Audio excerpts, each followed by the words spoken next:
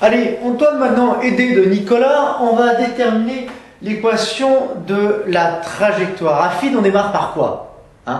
Eh bien, on démarre évidemment par écrire l'équation horaire de y de t et puis l'équation horaire de x de t. L'équation de la trajectoire, qu'est-ce que c'est, Emmanuel? C'est tout simplement quoi? C'est tout simplement la relation qui lie les coordonnées du centre d'inertie du boulet au cours de la trajectoire. Coordonnées qui sont y et x. Nicolas, on commence par quoi alors? Eh bien, tout simplement, on commence par éliminer, tu as raison Nicolas, on commence par éliminer le temps t. Pour cela, qu'est-ce qu'il faudrait, Émeric?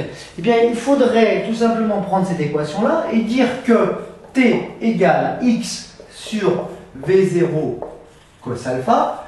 Et ensuite, qu'est-ce qu'on ferait de t? Eh bien, on le réinjecterait, n'est-ce pas, Quentin, tu m'écoutes? On le réinjecterait dans y qui est égal à moins 1,5 de g fois t au carré. Ben, t au carré, c'est x sur v0 cos alpha carré. Au passage, une petite astuce que tu connais, Guillaume. C'est une petite astuce qui consiste à quoi? Eh bien, dès que vous avez à élever quelque chose au carré, mettez-le entre parenthèses. Comme ça, Guillaume 2, tu sais très bien, tu n'oublieras jamais d'élever chaque terme au carré. Plus V0 sinus alpha t, plus V0 sinus alpha, et je multiplie par t équivaut x sur V0 cos alpha, plus petit h. Bien, alors on va demander maintenant à Baptiste, notre spécialiste de la simplification, de simplifier cette expression. Y, oui, Baptiste, y égale moins 1,5 de g fois x au carré sur V0 carré cos carré alpha, attention avec des carrés, plus quoi Simon? Plus V0 sinus alpha, alors là, sinus alpha sur cosinus alpha, qu'est-ce que ça fait? Ça fait tangente alpha, et puis les V0 se simplifient. Plus x tangente alpha, plus petit h. Alors quand on arrive à ce moment-là, Oriane nous dit quoi? Elle nous dit oui monsieur, d'accord, ok, vous avez trouvé l'équation, mais est-ce que vous avez vérifié les unités? Et alors en ce moment-là, on demande à Frédéric ou Fabien éventuellement de vérifier les unités. Donc ils font quoi? Ils remplacent y par des mètres, puisque c'est des mètres. G, c'est l'accélération du champ, c'est l'intensité du champ présentaire, mais on sait que ça vaut l'accélération. Donc c'est en mètres secondes moins 2.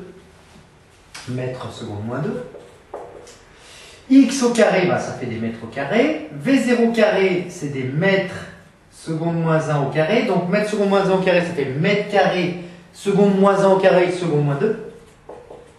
Et puis cos carré alpha. Et sans unité, on va demander maintenant à Fabien de reprendre la main. Il nous dit quoi Fabien? Mètre carré sur mètre carré, il le sait que ça fait 1. Seconde moins 2 divisé par seconde moins 2, 1. Donc on trouve bien des mètres ici. Ce terme-là maintenant, ce terme-là, me diras-tu, Benjamin? Benjamin, il sait que x est en mètres et que tangente alpha est en unité. Donc là, on a encore des mètres. Bien, petit h est en mètres.